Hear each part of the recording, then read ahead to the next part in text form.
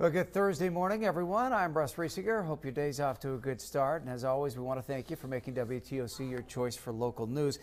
We start out with some breaking news this morning from Bryan County, where the Georgia State Patrol is now investigating a fatal crash that happened there. This is a photograph that our news crew took from the scene. Happened around 7 a.m. this morning on Highway 280 North. Not a lot of details at this point. We do know at least one person has died, though. Traffic was also very backed up in that area. We'll continue to follow this. We'll bring you any updates just as soon as they do become available on air and online.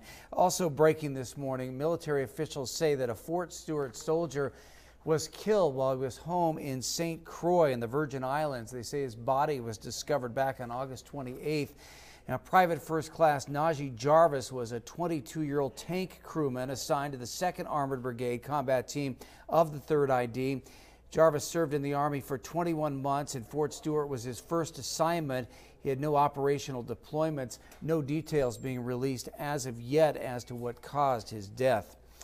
Well, Hurricane Florence weakened into a Category 2 storm yesterday as it moved closer to the Carolinas, but officials are still warning this could be a very dangerous storm and it could have a big impact as well as causing some catastrophic flooding in the Carolinas. Here's CBS's Mola Lenghi filed this report a little earlier this morning from Wrightsville Beach, North Carolina.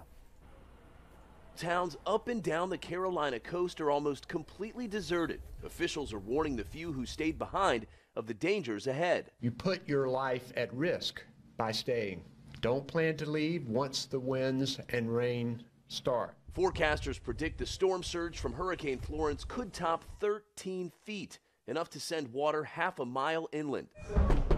Firefighters in Raleigh, North Carolina are going door to door, warning people who live in flood zones. If the wind's high enough, we're going to have our employees hunkered down safely. We're not going to have them out on the road. It's not safe for them to be out there. Today's the last chance for residents to get out of harm's way.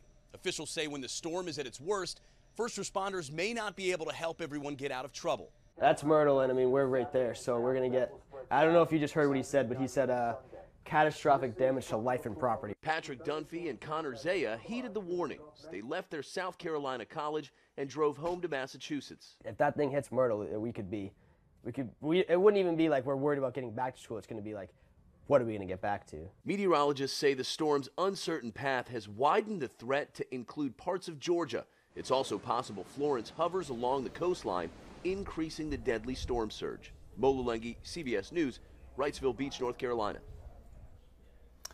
Well, in our area, Beaufort County is not under an evacuation order, but county leaders and South Carolina Governor Henry McMaster urging neighbors and guests in low-lying areas and others wishing to minimize their impact of this dangerous storm to evacuate to the south or at the very least to higher ground. City of Beaufort says its Citizen Sandbag Station has been restocked. It was reopened around 9 this morning.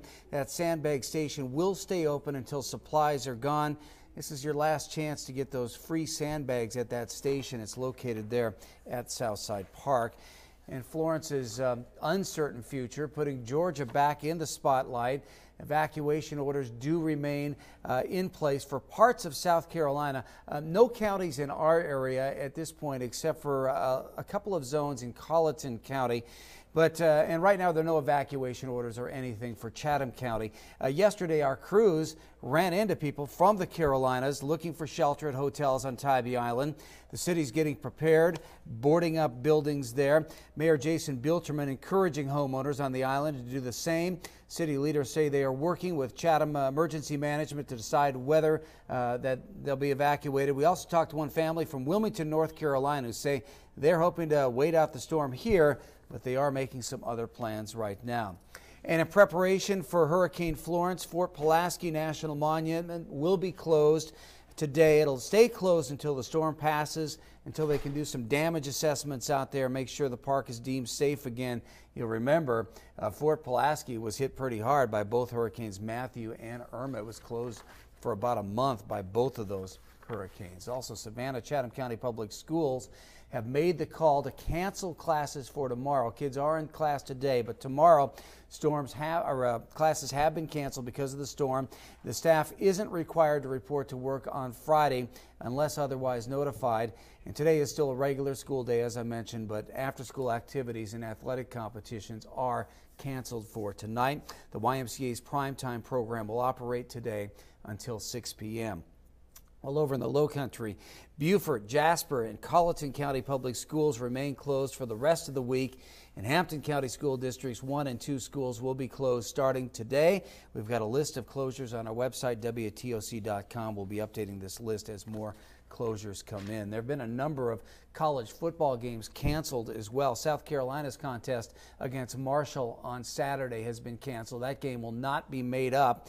Meanwhile, Georgia's game in Athens against Middle Tennessee State has now been moved back. It'll take place at noon.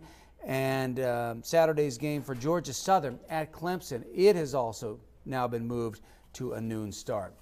All right, as far as the forecast goes, pretty much we are watching Florence, staying pretty much on track, the last I heard, to make landfall somewhere between the North Carolina-South Carolina border there, possibly up by Wilmington, North Carolina.